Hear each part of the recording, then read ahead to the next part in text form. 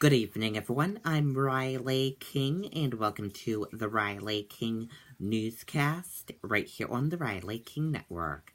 Let's begin. First up, deadly apartment fire under investigation in Salem. Let's take a listen to the video from WMUR News 9.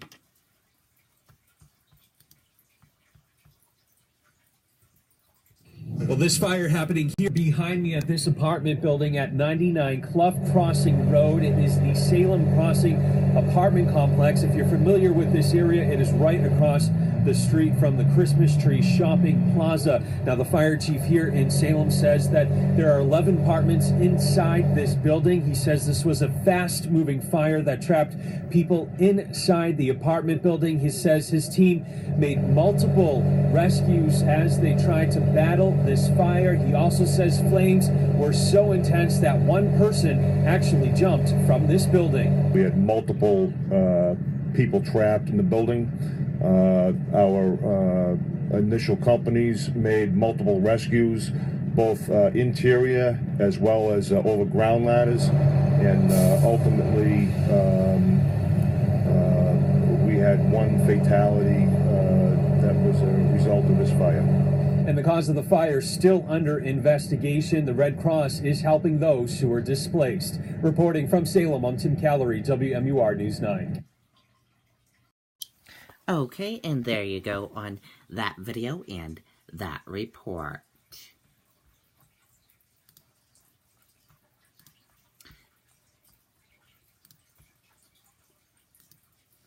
DA, man stabs parents at family party, girlfriend found dead inside apartment. Let's take a listen to the video from WCVB, Boston.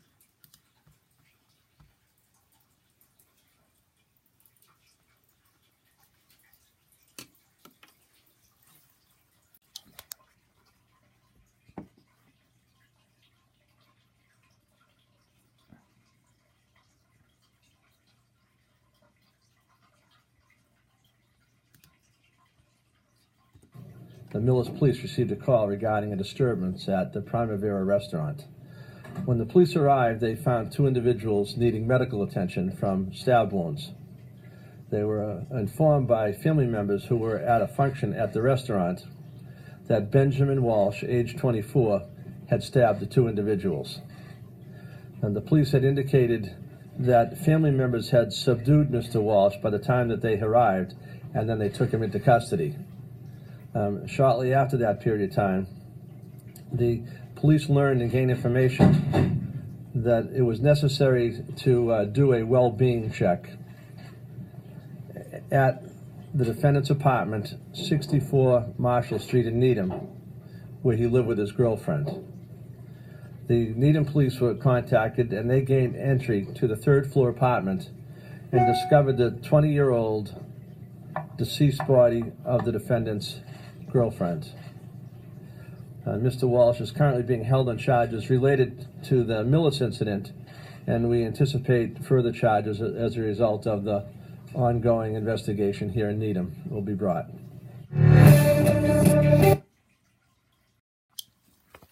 Okay, and there you go on that video and that report.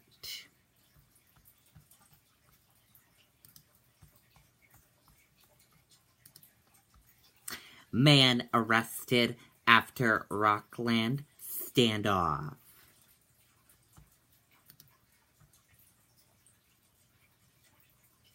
A man was arrested after a standoff in Rockland Sunday. Police received reports of a man being disorderly at the Trade Winds Inn around 7 a.m. Police said the suspect, Timothy St. Thomas, 61 of Bangor, swung a walking stick at officers and threatened bodily harm. St. Thomas then barricaded himself inside a hotel room, according to authorities. Police said state police tactic and negotiation teams responded in an attempt to get St. Thomas to surrender. After several hours, St. Thomas was taken into custody just after 12:30 p.m., police said. St. Thomas was charged with criminal threatening with a dangerous weapon, criminal trespassing, and 2 counts of disorderly conduct. He was taken to the Knox County Jail.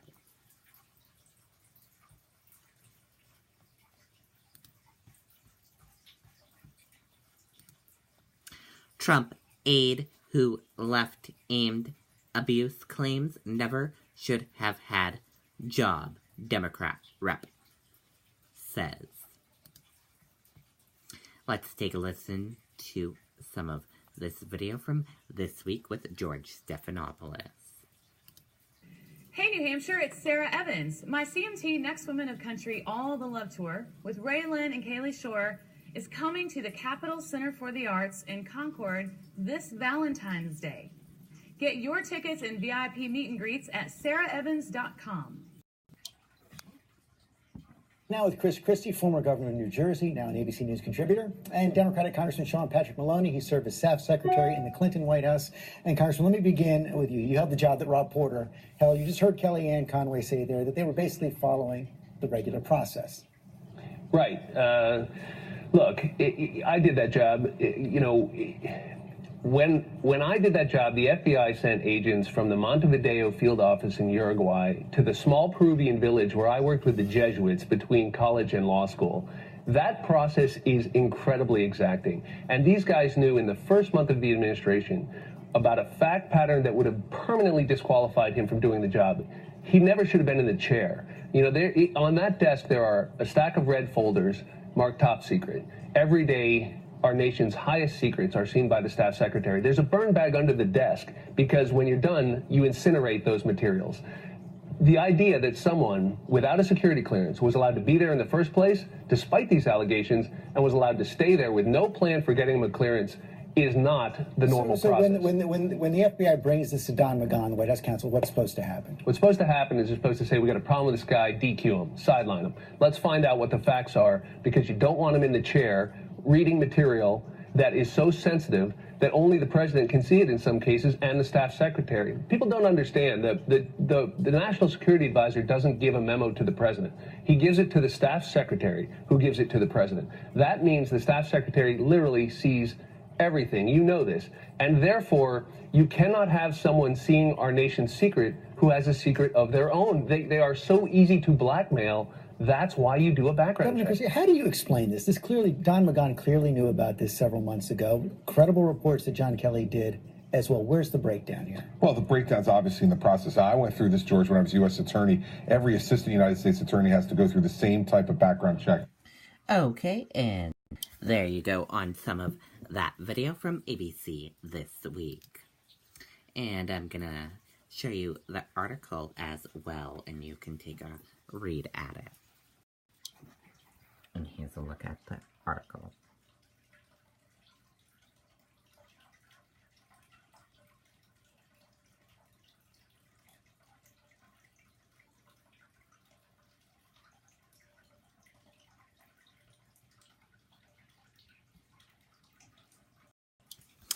And that does it for the Riley King Newscast right here on the Riley King Network. I hope you all have a great rest of your Sunday night, and I'll be back tomorrow with another newscast. Good night, everyone. Bye.